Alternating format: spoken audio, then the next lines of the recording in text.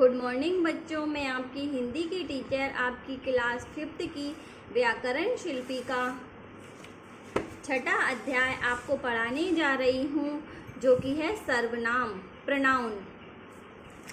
बच्चों देखिए, पढ़िए और समझिए। ये जो आप चित्र देख रहे हैं, ये क्या लिख रहा है इंसान?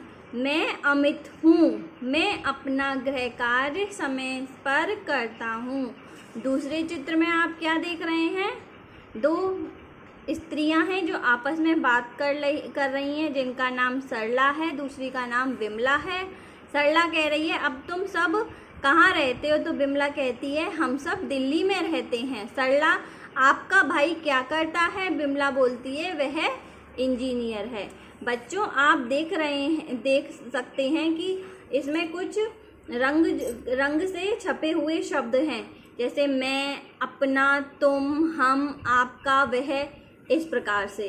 अमित, सरला, विमला भाई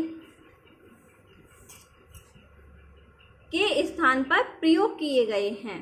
ये सर्वनाम हैं, अर्थात संज्ञा के स्थान पर प्रयोग किए जाने वाले शब्दों को हम सर्वनाम कहते हैं। संज्ञा कौन कौन हो गई? अमित, सरला, बिमला, भाई, ये तो क्या हो गई? संज्ञा।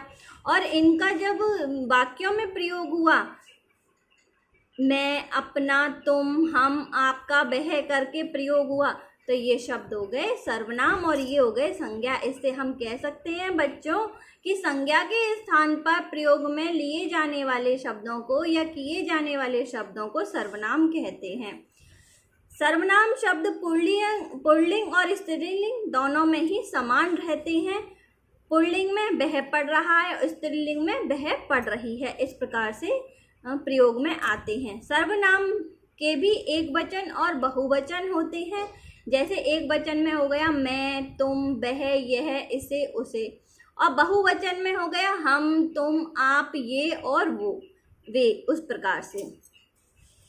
सर्वनाम के 6 भेद होते हैं। कौन कौन से? पुरुषवाचक सर्वनाम, निश्चयवाचक सर्वनाम, तीसरा है अनिश्चयवाचक सर्वनाम, चौथा है संबंधवाचक सर्वनाम, पांचवा है प्रश्नवाचक सर्वनाम और छठा है निजवाचक सर्वनाम। सर्वनाम के 6 भेद होते हैं, जो ये नाम इस प्रकार से इनके।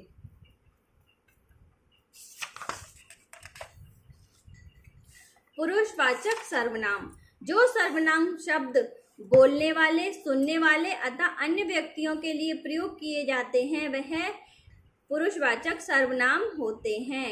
ये आपको उनके उदाहरण दिए गए हैं। अब पुरुषवाचक सर्वनाम भी 3 प्रकार के होते हैं। उत्तम पुरुष यानी बोलने वाला, वक्ता। बोलने वाला अपने लिए जिन सर्वनामों का प्रयोग करता है उसे उत्तम पुरुषवाचक सर्वनाम कहते हैं। जैसे मैं, मैंने, हम, इस प्रकार से। जैसे मैं कल विद्यालय नहीं जाऊंगा। ये कुछ उदाहरण दे रखे हैं जो आप एक बार से पढ़ना। मध्यम पुरुष, सुनने वाला। बोलने वाला सुनने वाले के लिए जिन सर्वनामों का प्रयोग करता है वह मध्यम पुरुषवाचक सर्वनाम कहलाते हैं। तू, तुम, तुम्हारा, इस प्रकार से। ये कुछ उदाहरण दिए गए हैं वाक्यों में इन सबके। अन्य पुरुष, अन्य व्यक्ति जिसके बारे में बात हो।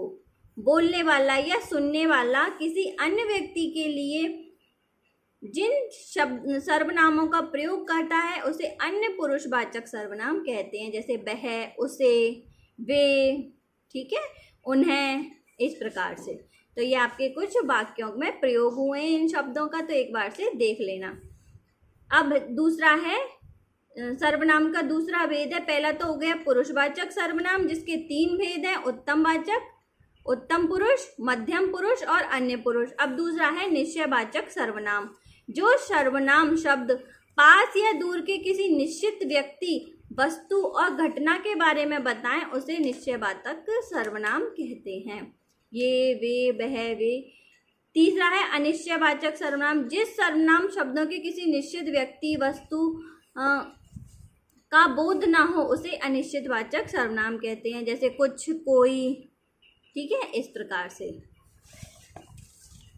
अब है संबंधवाचक सर्वनाम वाक्य के प्रयुक्त संज्ञा तथा अन्य सर्वनामों के बीच संबंध बताने वाले सर्वनाम को संबंधवाचक सर्वनाम कहते हैं। जैसे वैसा, जो, वह, जिसकी, उसकी, इस प्रकार से इनके कुछ उदाहरण दिए गए हैं। पांचवा है प्रश्नवाचक सर्वनाम। जिन सर्वनामों का प्रयोग प्रश्न पूछने के लिए किए जाता है उसे प्रश्नवाचक सर्वनाम कहते हैं। जैसे कौन, क्या, किसने, किसे, किसको, इस प्रकार से। ये कुछ उदाहरण दिए गए हैं जिन्हें आप देखना। निजवाचक सर्वनाम। जिन सर्वनाम शब्दों का प्रयोग कर्ता के साथ अपनेपन का बोध कराने के लिए किया जाता है उसे कहते हैं निजवाचक सर्वनाम। जैसे स्वयं, आपने, आप, खुद। ठीक है